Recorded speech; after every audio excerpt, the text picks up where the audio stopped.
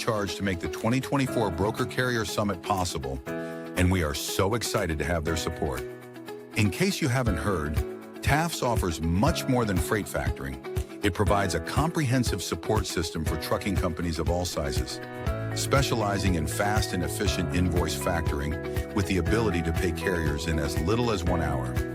And TAFS services go well beyond factoring, offering a fuel card that unlocks major fuel discounts, flexible business loans that are designed to cater to the distinct needs of a carrier's operations, a dedicated, responsive client experience team, and much more.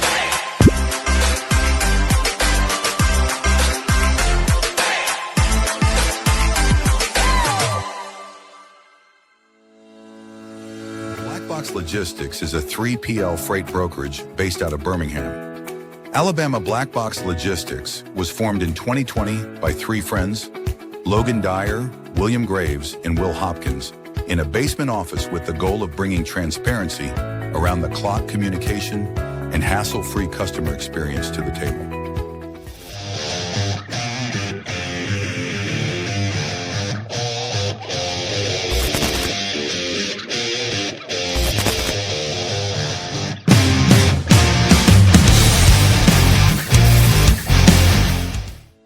Multi-service fuel card, the industry's first fuel card, was created by an over-the-road truck driver in 1978 to offer a safe, simple, and cost-effective way to handle fuel and trucking expenses.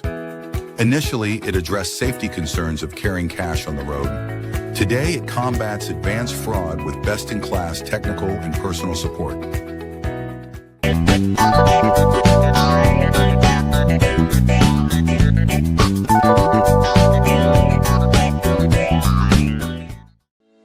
Arby is an AI-powered call automation platform built for freight brokers, designed to screen every inbound call in real time, block spoofing, phishing, and double brokering scams, verify compliance through integrations with FMCSA, Highway, and My Carrier Portal, and automatically connect brokers with qualified, vetted carriers, all before a human ever picks up the phone.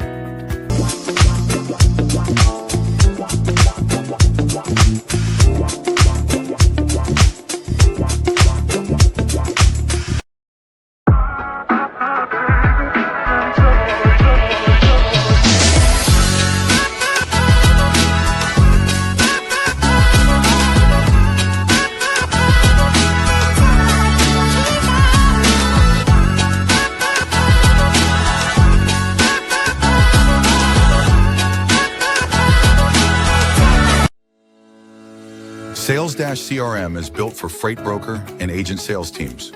Manage your shipper prospecting and follow-ups. Organize your carriers in the lanes they run.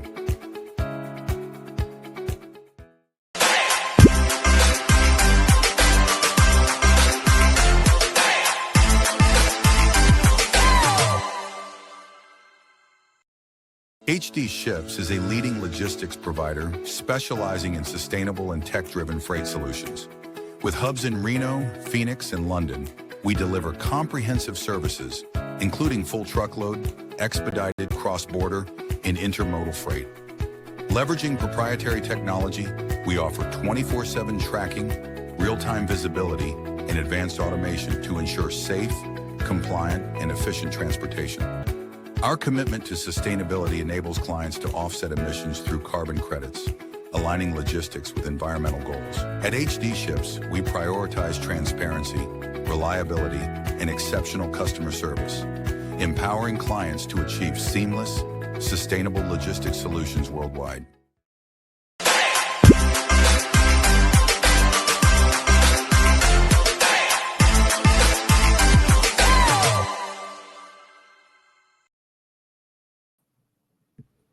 Happy Monday. Yeah, man. Happy Monday. I don't know if we've ever done a Monday show before. You beat me to it. I think this might be the first Monday show we've done in a year, which is fun. It's a good way to start the week. Monday episode. I mean, I guess like this, we'll shoot any day. So I'm definitely looking forward to this one. Yeah, me too.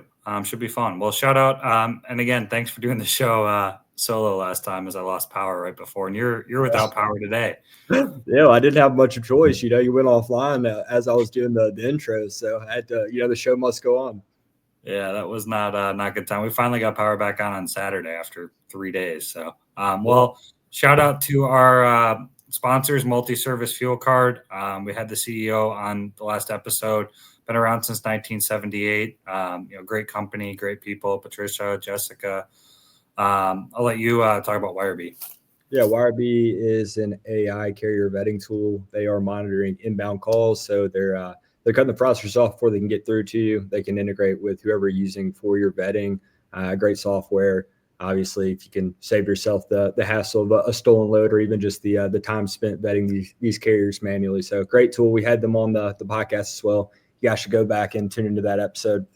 And then Black Box Logistics. We can skip that one, right? The People's Choice 3PL out of Birmingham, Alabama, which some people are now referring to as the Magic City. Yeah, I've been to the Magic City. That was first time ever in Alabama was Birmingham. So yeah, so you touched on the HD there. Yeah, and HD ships out of Reno. If you're looking to be an agent, I'd love to talk to you.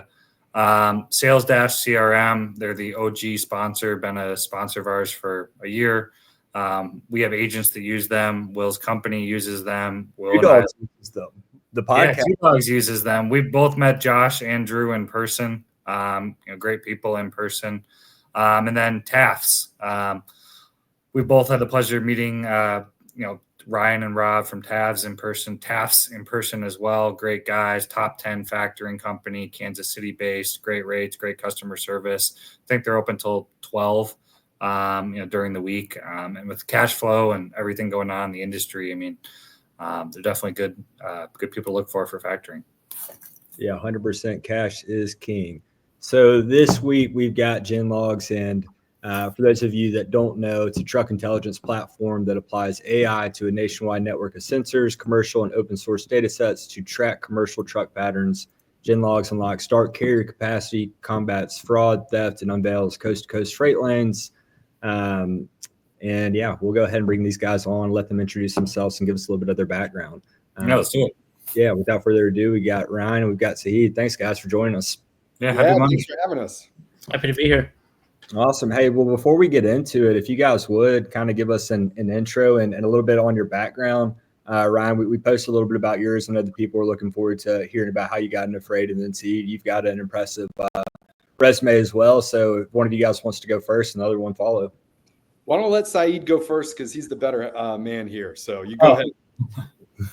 I'll be honest. My background is nowhere near as cool as Ryan, so I'll just rush through it a little bit. I started out in data science, just working at like large corporations, doing whatever, flying out to mills, working locally to like actually build, pricing models. It was just kind of like data science at the beginning. It was like 2017, 16. So it's just kind of like go crazy, figure out what works. And then I just worked at like large corporations for a while. And then a friend of mine was like, hey, I used to work with him. And he was like, hey, there's this startup and it's all your favorite people. So come join us. And I was like, all right, I'll follow you. So I follow him. And then a year later, he goes, hey, there's these guys you got to meet. They're interesting. They're a little different and they've got a pretty good idea. And he was like, I don't think this job is me, but I think it might be you. So I'm like, all right, yeah, let me talk to these guys. End up talking to Ryan, Blake, and Joe, and I'm like, okay, they've got a good idea. They've got a good head on their shoulders, and the most important thing, they have their own data, and that's king where we're going.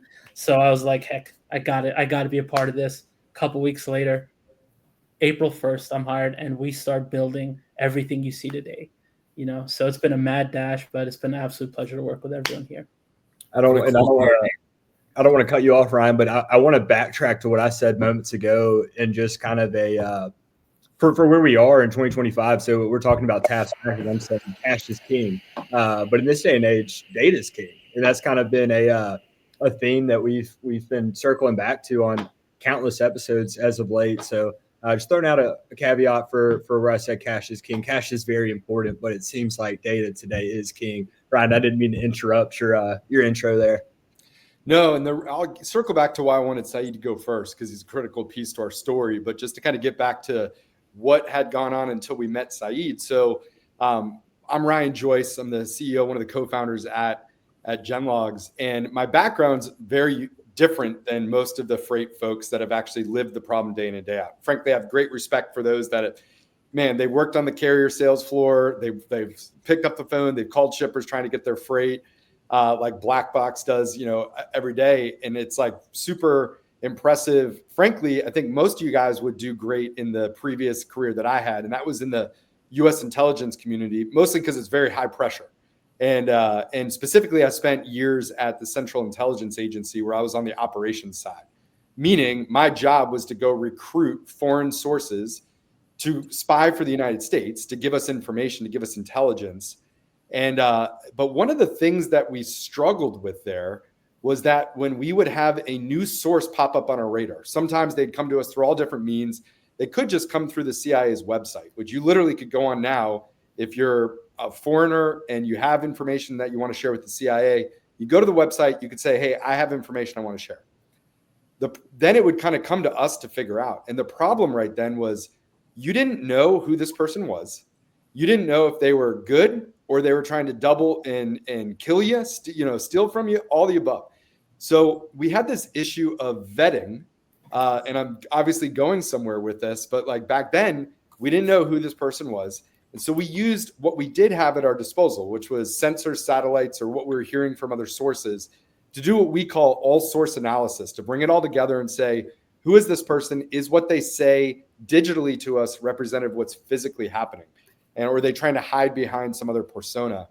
So we really had to figure this out at CIA. And I did that up until I departed kind of around the COVID timeframe and was toying with this, like, wow, that was really intense.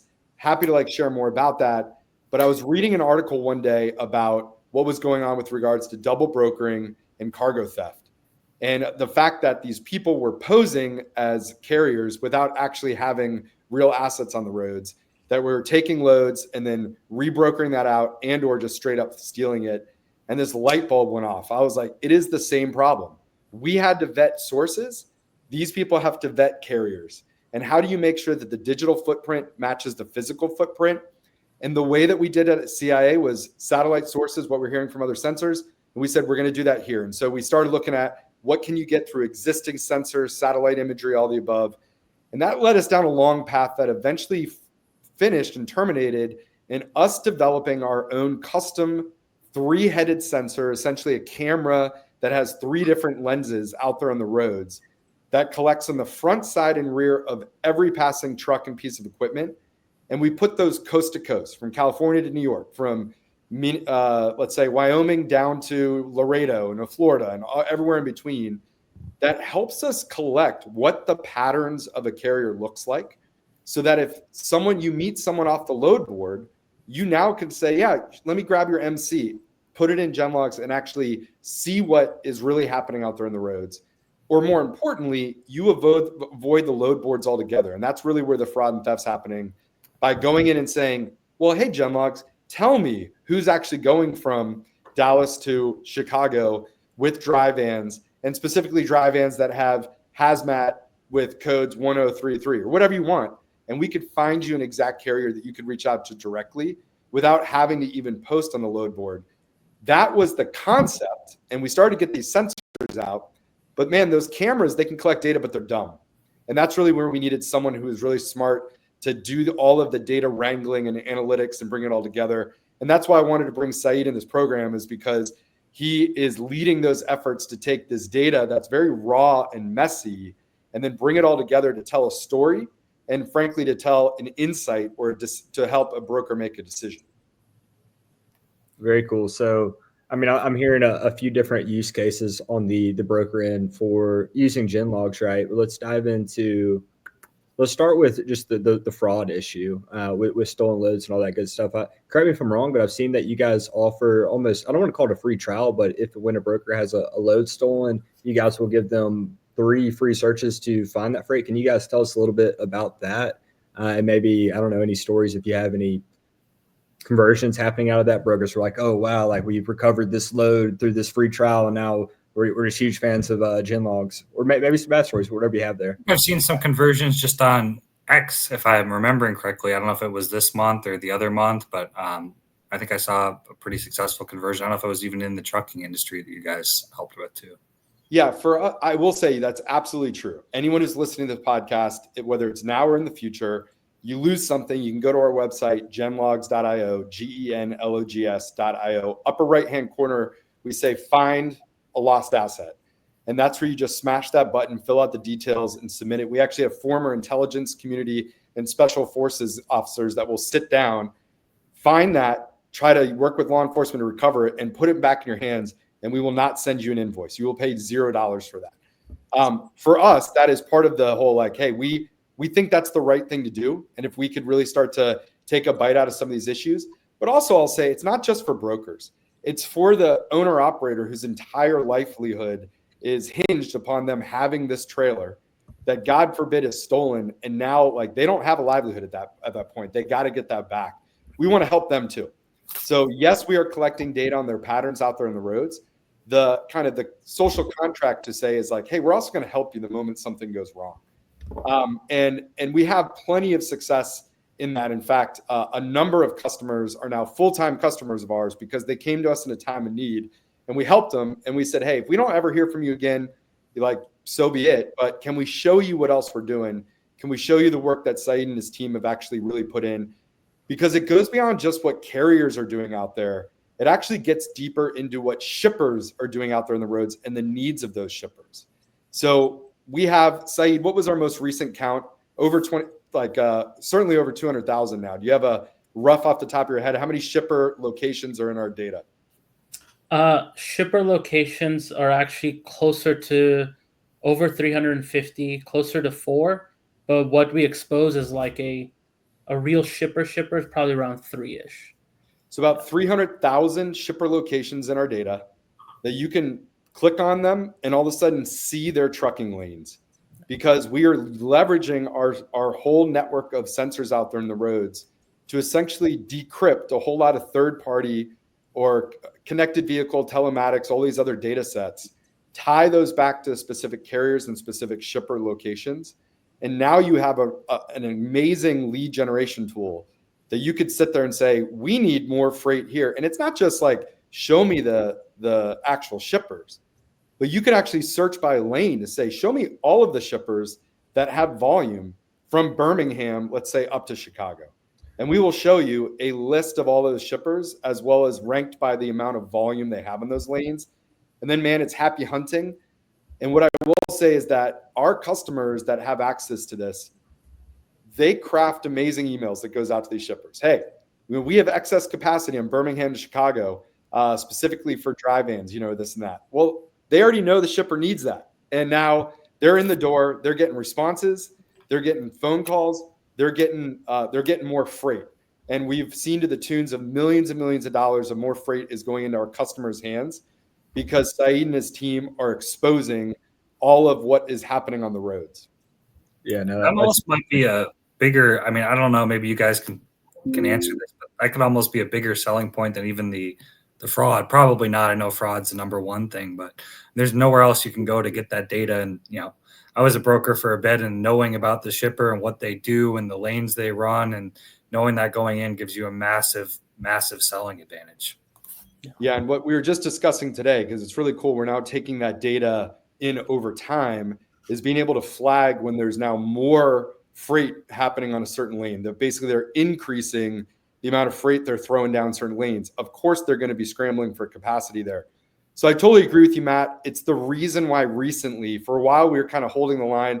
Hey, if you were going to use the GenLogs platform, you had to subscribe to everything. You had to get the carrier insights and the asset locator tools to track down your missing freight and whatnot. Now we're modularizing that. So if you're listening to this and you're saying, like, I'm not on the carrier sales side, but I'm trying to acquire new customers. Well, now we have a way that you can actually come to us and get exactly what you need without having to pay for everything up front. Kind of backing up too, so I think this is pretty cool. I mean, no one had a concept like this, and Seid, obviously you're going through a bunch of data. What was the process? And I'm not the biggest tech person, so you might have to dumb this down, but getting all these sensors out at all these shipper locations on the road, I mean, how much time and manpower and effort like went into that whole technical process, and then going through that data? I mean, it seems to me like that would be could be a years long process, and you guys did it relatively quickly. Yeah, that's a credit to Seid, go ahead. Well, I was just going to say it takes a village. It's not just me and my team doing that. We have a whole team, the sensor deployment team, that's actually going out, finding these locations, going and putting sensors up, maintaining them. I mean, it's a full-time job. It's multiple teams. It's a lot of work, right? But they enable us. They get us. I mean, we just hit 1 billion, a month ago, 1 billion images, right? That's an insane amount. And I think, what was the number today, Ryan? It was like 128 per second or per minute or something. Yeah, so we filter out all private vehicles at the edge. So we're only talking about images of trucks that we're bringing back from our sensor network. It's 128 images per second are now coming from all of these sensors across coast to coast. And then all of that goes through the pipelines that Seid and his team and our engineering teams have set up to extract every shred of data about what that truck actually is there, and then using third-party and historical data to impute and fill in the gaps of, hey, we missed the VIN on this, but we saw the license plate in another permissible state. We collected that, we tied it together. All of that happens in real time. So the data is being collected, 128 images from the edge, going through all of those pipelines, and in a handful of minutes are available with the images and all the data extracted for customers to use and manipulate and do what they need to do. Will you guys run us through? I mean, it sounds like you had initially it was almost bundled. If you sign on, you got to have everything, and now you're kind of getting granular with it. Will you run us through all the different service offerings and what they do? And you don't have to get too in depth with each one, just kind of macro view. This is the different things that we do. And let me ask you, would you like, I could share screen to give you like the 10-second overview on the 3 parent classes. It's your show. Yeah, run it. That'd be awesome. Awesome. Then let me just go ahead and just show you, because basically it breaks down. There's kind of 3 different overall like encompassing modules that we give. You guys can see the screen here? Yeah. Great. So let's start with carrier sales first. And that's really where it comes down. First of all, the parent class is just, you can now search for capacity on certain lanes. So I said, for instance, you need to see Dallas up to Chicago. I'm going to go ahead and run that search now. What's happening is we are going through that billions of images and all the data we extract, plus third-party data sources, bringing it all in. In this case, I'm looking at dry vans, but that could be different. Any type of equipment class, and all those check marks mean we built the actual detectors for those out there on the roads. You can put fleet sizes, authority age, all of that. But the bottom line is we give you now 2,843 carriers that we have high confidence run those lanes. 973 of them are actually domiciled in the Chicago area. So these are backhauls for those 973 carriers. That's what we're going to default to show you. And then you can now click into that first carrier, and we're going to show you all of those shadings of the states or where we've seen them over the last 3 years. You can dissect down to last year, 90 days, 30 days. In the last 7 days, we've seen them running that lane quite a bit because all of those pink dots is where they've been seen in the last 24 hours. Now, that is the carrier capacity tool. That is something that we will now put in your hands just as standalone here. If you want to take it a step further and you actually want to visibly see, in this case, Venera Transportation, we now have our asset locator tool, which is also set up. Like with one click, I can hyperlink into that. And now I'm going to actually see images of Venera Transportation on the roads. So now this is me looking at saying, hey, there they are. I want to go ahead and make sure this is today and in Texas, all the way in Justice, Oklahoma, Illinois. So there they are running between Texas to Illinois up to Chicago. That's why we gave them this push. It's also in this asset locator tool that I could search any of these identifiers, cab numbers, equipment types, all of that, and instantly put up. You want to see all Walmart trailers are on the road right now? You can do that in our tool and pull up every Walmart trailer that's around the US. You need to find a Walmart trailer, though, that has 1, 2, 3, 4 in there, and that gets to kind of like our track down a specific stolen equipment. There you are, 1, 2, 3, 4 in the Walmart trailer. I pulled that up in seconds from 1 billion plus images. Now, if I need to set an alert on that, I hit add an alert, and now I can set an alert that anytime that trailer is seen in the wild, I'm getting an alert there. So that's the second kind of way is the asset locator tool could be a standalone if you just need to find lost or missing equipment. We have some cool things too for larger entities that have a ton of trailers. They can actually say, here, we're going to whitelist all of the MCs that are allowed to be with our trailers. If anyone out there is seen without it, we want to be alerted right away. And then lastly is that shipper intelligence. So this is the ability to not only search by a specific name. So if I wanted to see all of the Pepsi locations around the US, I could see it. And then click into any of them and see more details. Or if I just wanted to say like, hey, who's actually shipping from Wichita down to Dallas? And now I can see all of those lists of shippers that have volumes on that lane. And then now I have the ability to go ahead and click on any one of them to say, hey, you know what? I want to go ahead and look at the Newell Rubbermaid store there, and boom, or shipper. And I can now see what is their outbound lanes. They have a big one, a lot like up to that Chicago area. But you'll also notice we kind of have these subclasses and additional capabilities. Or drayage, we now have the ability to flag that like, hey, this shipper not only has road lanes up to Chicago, but they run dray routes up to the BNSF facility there. And about 40 to 45% of all of the drayage that goes out from that facility goes to that BNSF ramp. So now we can give you some, insights there. And if you have both of these packages together, then you can immediately now look at, all right, but who are the actual carriers that are running in that lane that run intermodal? Because I need to source more drayage carriers in the Wichita area. And then we allow you to then pull all of those carriers as well. So that was just a really quick overview. It's that carrier insights, shipper insights, and asset locator are the parent classes with a lot of other capabilities in there. I do have one question. And maybe this, like I said, I'm not an expert, and you always hear these arguments on data, and I'm like the last person who understands data. But do you have any like pushback from some of like these big shippers like Walmart being like, how come all these brokers now and everyone knows where our trucks are? And I guess maybe I kind of think to like the tracking of Elon Musk's plane on X, and he was always complaining about that. Do you have any shippers who have kind of given any, kind of grief to you guys about everyone kind of knowing their data and trucks like at the enterprise level? Frankly, at the shipper side, we have not, because I think at the end of the day, they appreciate that a broker is making the investment to come in and say, I'm trying to make sure I'm keeping your freight safe. I now know the lanes. I also have GenLogs to look at who are the carriers that operate there. So I'm going to go directly to a carrier instead of posting your freight on the load board and risking it there. Yeah. So shippers by and large have actually been very enthusiastic about this. They also know that if they work with a broker that has GenLogs, they get the Overwatch umbrella that if anything ever does go wrong, they can help recover it. I think it's really important to just note that at the end of the day, there is no expectation of privacy on a public roadway. So you could take your entire brokerage offline for a day, go camp out at the Walmart DC somewhere, and then just follow trucks to where they go and recreate this all manually. So there's nothing proprietary about the fact. It's just difficult to do unless you have Seid and his team on your corner that are taking all of this data in an automated way and then unveiling those lanes for you so that you can just sit in your chair and click some buttons and know that.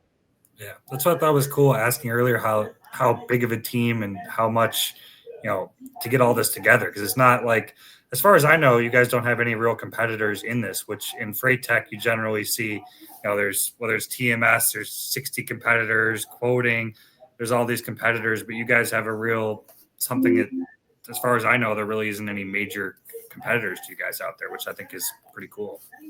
Yeah, we don't like knife fights. We like to just like try to do something completely different. So we'll let some of those that are maybe, whether it's agentic AI or whatever it might be these days, like that's a really competitive space. And I think it's awesome, and there's a lot of adoption there, but at the end of the day, there's a lot of competition. And so as we built GenLogs, I think we always kind of had the Steve Jobs mentality of think different. And how are we going to do something completely different? I would say, I think that has benefited us from maybe having different backgrounds, but man, do we listen. And Seid spent the first few months of his time here literally on meetings with brokers every single day, hearing from them exactly what were the pain points, how could we solve them. So we're very customer centric when it comes to taking on board what do people want to do. Our entire roadmap and everything that Seid and his team work every single day is dictated by what customers say. Hey, can you just unveil this? Can you do this? And we're like, absolutely, let's dig down more and get this for you. And the demand is we were talking pre-show, there's even a wait list for some of your products. So obviously the demand, has been great in a short period of time. Yeah, we work as quickly to get people onto the platform.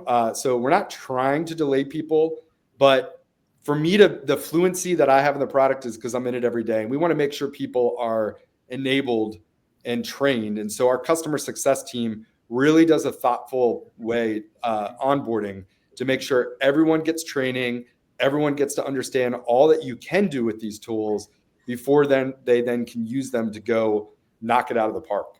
Yeah, I think that's great too, because you throw a bunch of people on a platform, people like me who are not, big tech people, and then just say figure it out, then you end up with a lot more complaints and problems down the line. So I think it's great you guys do that. Yeah, it happens often where the platform or the tech itself is awesome, but nobody took the time to train somebody. So then they're going around saying, yeah, like I would never use this product just because they don't know how to use it. I've done that before several times. So I kind of want to backtrack just a little bit. So it seems like your ICP, or at least started out as broker, but there's a lot of use cases for shippers and carriers as well. So do you have kind of a breakdown on who your customers are, brokers, shippers, carriers, like what the split looks like? These days, it's about 95% still brokers. Okay. With that remaining 5% being some shippers that have brokerages, like we started with the brokerage, but increasingly it's the insurance companies as well that want to validate or verify when they're at the underwriting stage. Hey, we don't know this carrier from Adam. Who are they and where do they operate and what do the lanes they run? What's the equipment type, so that they can make a more informed decision. In terms of, say, you mentioned we have over a billion. That's actually trending towards about 1.5 billion images and all of the data we've extracted. It is thousands upon thousands of percent more data than FMCSA has on any individual carrier out there. So we can get to a really rich insight and frankly differentiate a fraudster from someone that's real out there. And that's at the end of the day what we're trying to do is, if you claim to be running assets on the roads, we should see them. And it's really rare that we wouldn't. In fact, it's almost the opposite, is that at last count, we count it every single week. It's one of the top metrics we report. This week we had just cracked over 18,000 carriers that we've observed on the roads that have never had an FMCSA inspection. So that's 18,000 carriers that would traditionally be overlooked by a brokerage because they need that one inspection to prove they're real. Man, you put any one of their DOTs or MCs in our tool, and we'll show you everywhere where they're operating. And just last week, we had an owner-operator reach out to our team to say, hey, thank you. I wasn't able to get loaded until a broker started to use you. And now they will load me because they see that I'm real and out there. Yeah, that's what I was about to say. You must be helping the small carriers, I would think, would love you guys more than, and there's some great vetting platforms out there, some that we use at our brokerage, but some of the complaints I see on LinkedIn from carriers or Twitter is generally complaining about what you said. Some vetting platform blocked them because of this or that, and they're out to get the small carriers, and it's not fair. But I would think small carriers would be quite happy with your guys' product, and it's not easy to make small carriers happy when it comes to vetting platforms. It seems like the only people that would be against the platform would be the fraudsters and scammers, right? So it's like, I don't know. It doesn't seem zero sum. It seems like it's adding value. So yeah, if somebody's against it, or I don't know. I guess some people are kind of, I don't know. They don't like being tracked or whatnot, and it might rub them the wrong way. But overall, it seems like it's adding value for multiple parties. I do want to ask, you said, that Steve Jobs mentality. So you guys have all this data or continue to collect all this data. What does the future hold? Do you have anything on the roadmap? Are you guys still, do you constantly kind of brainstorm, like, where do you see this going? Are there future use cases that you're developing, or are you going to be looking to hone in on the currents, or what does the future look like for GenLogs? I'm going to turn this over to Seid to kind of wrap a little bit about what excites him with what we can do with our data.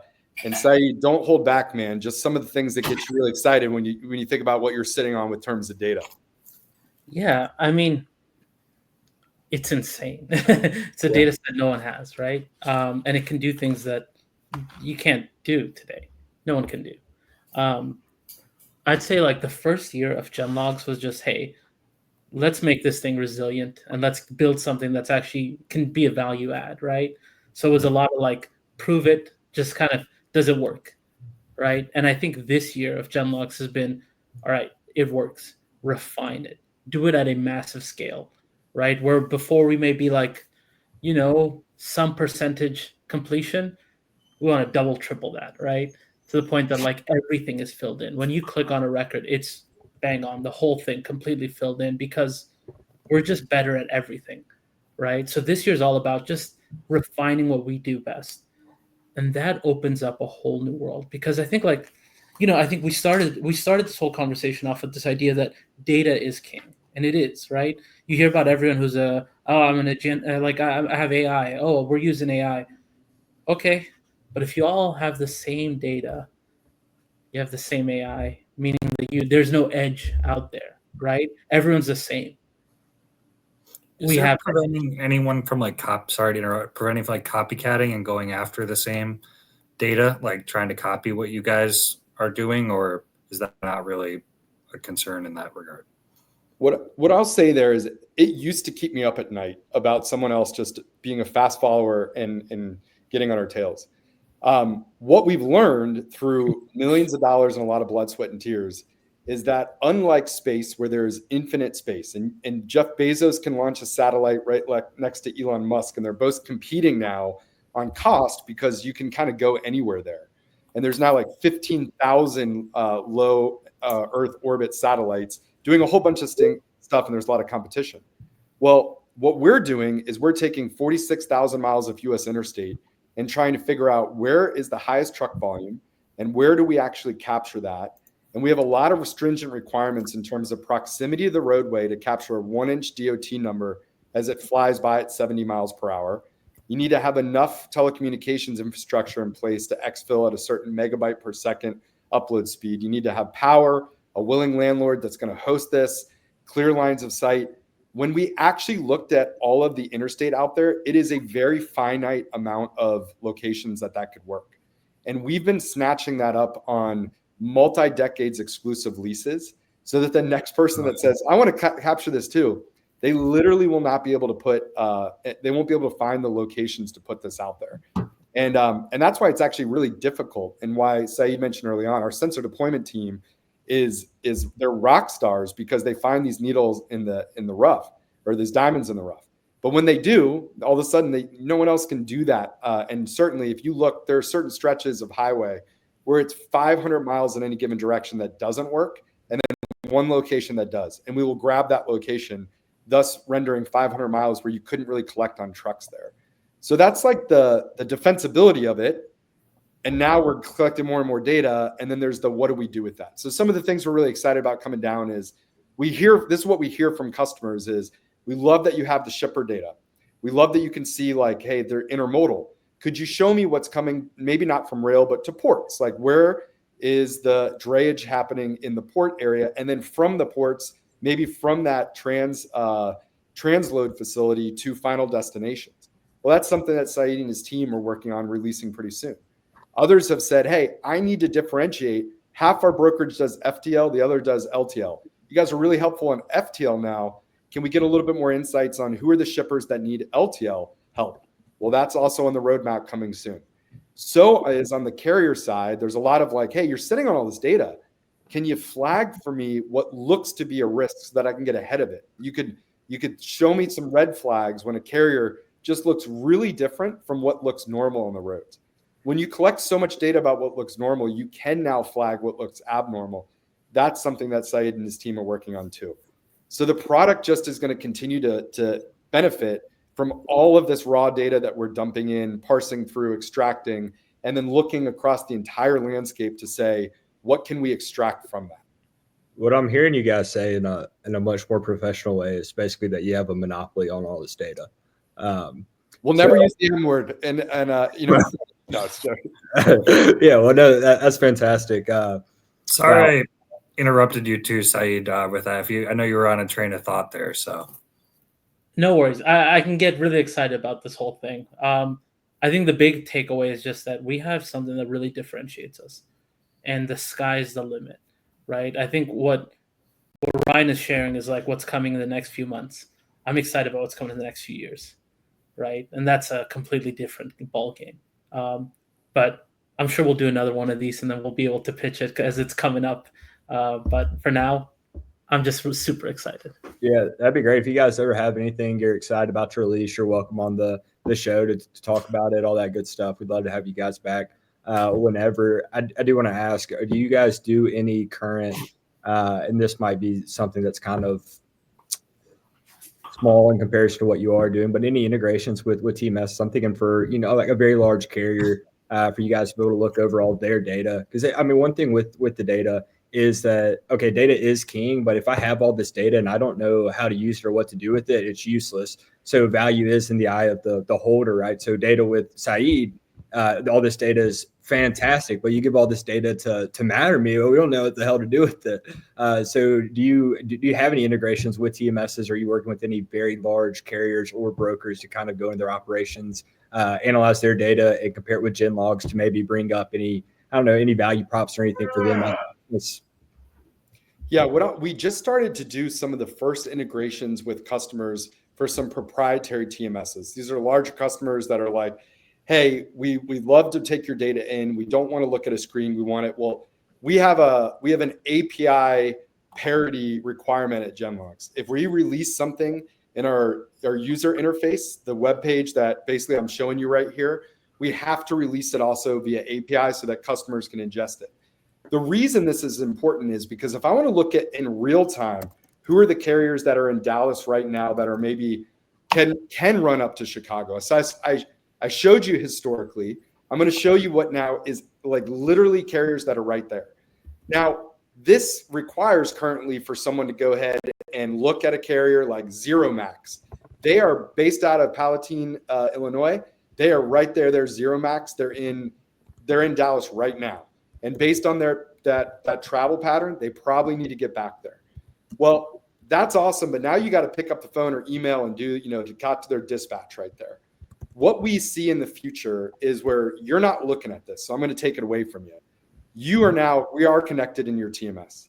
And that load just came up that needs to get from Dallas to Chicago right now. And we're telling you, here are all your carriers. By that, I mean, you've onboarded them. So you're already set up to work with them. They have trucks right now in Dallas. They likely need to get back to Chicago. They have the right equipment. And then now that's pushing over to an AI agent that's reaching out in a waterfall capacity to them. But you're getting targeted because those AI agent calls, they're not free. And if you're just blasting out to your entire network, you're going to eat your margins real quick.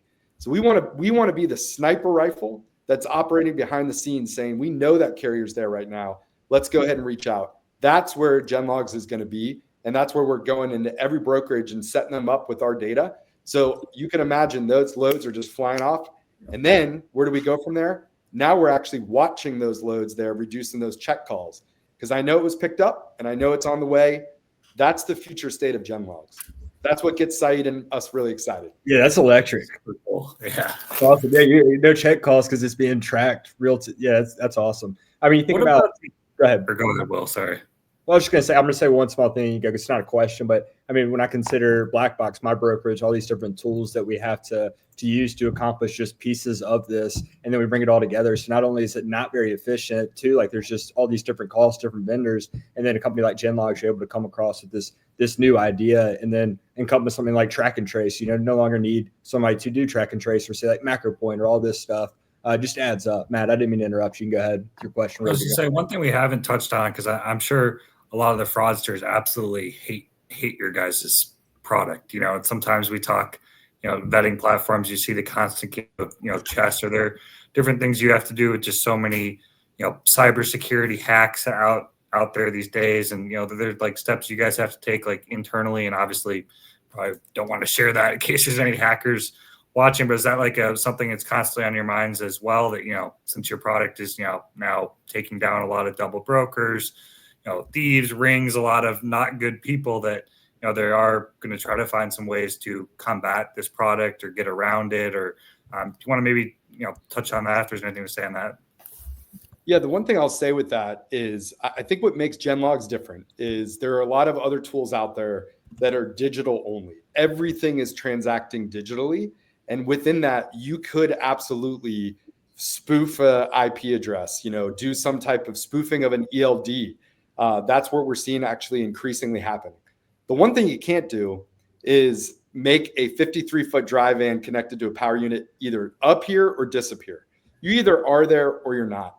And so we really view this as two-factor authentication, that we're increasingly putting in these layers that if you're a fraudster, there just is no way around this. You either are out there and operating or you're not. And if you're not, and if you're in Eastern Europe on with some type of double brokering outfit there, we're going to see that you have nothing out there on the roads in a way that isn't really clear towards the other vetting platforms.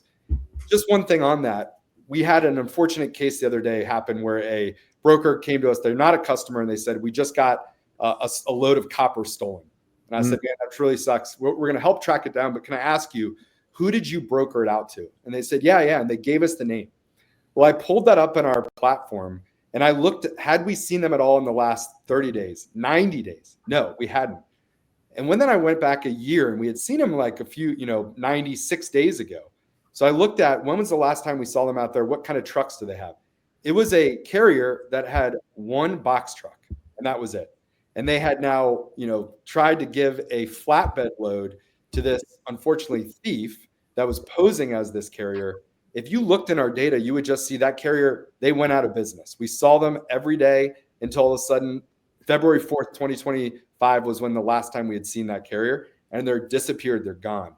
That's the type of flag that Seid and his team can be like, hey, this load that you have to move and you think you want to move it with this carrier, you actually don't, because they're not out there on the roads anymore and they don't have the equipment out there. Wow. Yeah, you got to be careful with those copper loads. I had some copper stolen some years back. I wish that GenLogs had been around. That said, it wasn't like one big shipment. The guy was just taking off a little bit of copper at melt shops, like multi-drop load. So it was man, it's this older guy too. I got him pretty close to. So when it all came out, the shipper's like, hey, steal a copper. It's like, no, like, oh, Jeff would never. He loves our loads. And yeah, he stole the copper. They found him in like the woods of Tennessee hiding. It was actually a whole crazy thing, but insurance paid out. So all good, I guess. Knock on wood. Well, awesome, guys. I feel like we covered lots of ground. Matt, do you have any final questions before we kind of wrap it up? Or Ryan or Seid, if you guys have anything else you want to touch on, go for it. But getting close to that time here. Yeah, that's pretty much all I got. I mean, I was just thinking too. I mean, the California carriers. I mean, there's so much things that carriers. I know this is a great product for. I guess 2 points stuck out to me that I wasn't. As I know some things about GenLogs, but not a lot. Was the sales aspect. I think it's going to be a massive game changer, knowing all that data for sales reps, and then just for small carriers, because that's been a big battle I've been seeing on LinkedIn for 2 years. And California carriers say they're discriminated against because they're in California, or because they don't have the ELD thing or the inspection. This just goes strictly by the data, so it takes a lot of the subjective things out. So those were the 2 points I got that I thought were really, really cool. And I look forward to seeing what you guys are doing in the future. I learned a lot. Hey, are you guys able to disclose how many paying customers you guys have, or what that looks like? Or is that something you want to keep private? We'll talk through the fact that we've been growing like high double-digit percentages each quarter and month going on here. We have most of your top 20 brokerages or top 50 brokerages are on our platform already. I think what I'm really proud about is it kind of skews like, hey, we have. I'm trying to recall who we can acknowledge or not yet, but sounded like NTG's on there, Echo's on there, and most of the other like top 20 brokerages on our platform.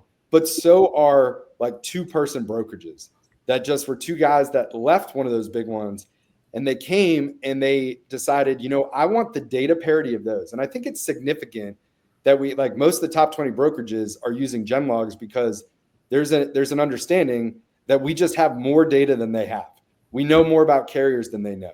We know more about the shippers out there than they know. That's why they signed up as customers. We can give you the exact same amount of data. that is available to a Echo or CH Robinson or anyone else out there, we could put that in your hands. So I love that we can service the entire industry and make sure, yes, we can provide the shipper insight and you go after them, but more importantly, we can defend against fraud and theft. And there's a large broker that's on the platform. They're about to reveal that they've been working with us.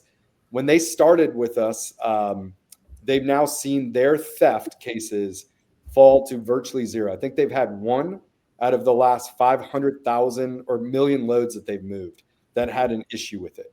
And that just shows you that when you layer in the protection there, you can operate in this industry without having an issue. And that's what we want everyone to be able to have that experience. Yeah, it's pretty mind-blowing stat, especially with how much fraud is out there. That's mind-blowing. Also, I really like the point that you're talking about. A two-man brokerage can access the same data as, say, a CH Robinson. That's very powerful. And that's pretty American. It's like the small guy can access all this data.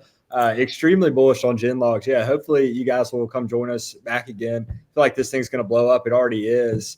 This is a fantastic idea, and the execution just seems to be on point. So, no, we really appreciate you guys coming on. We think that what you're doing at GenLogs is fantastic. The Dawgs are big fans. You guys are always welcome back again. If you got any releases, anything you want to talk about, y'all are always welcome guests. Thanks again, guys. Yeah, thanks so much for having us, guys. It was awesome. Yeah. All right. See y'all. Have a good day. Hey, guys. That was cool. I'd known some about GenLogs, but I learned way more, and to see it interactive, I thought that was really, we have a lot of tech products on the show, but there's very few that have, not using but they're the only ones in their space, which I think is really cool. Shout out. Go ahead. Sorry. All the tech products we have on there, they're all different but similar. It's not the same exact thing, but it kind of rhymes. And then GenLogs has kind of a new approach, and I like how you mentioned, like Steve Jobs, think differently, act differently, and it's just new. So yeah, that was awesome. I learned a lot. Really enjoyed it. Yeah, 100%. Well, shout out to our sponsors, Multi-Service Fuel Card. Watched last week's episode. Been around since 1978. Kansas City company. Brokers can have fuel cards for and carriers direct. YRB, they've also been on the show fighting fraud with AI. Black Box, Will's company, HD Ships, where I work. Sales Dash CRM, Freight Specific CRM. We have agents that use it. Will's company uses it. Reach out to Josh or Drew. And Taft's top 10 factoring company, Kansas City based. Great guys, Ryan and Rob. We'll be back next week. All right, that'll do it for episode 62, 63, whatever we're at. I don't know. Crazy. We'll be back soon. I'll talk to you here soon, Matt. All right, sounds good. See ya. Cool.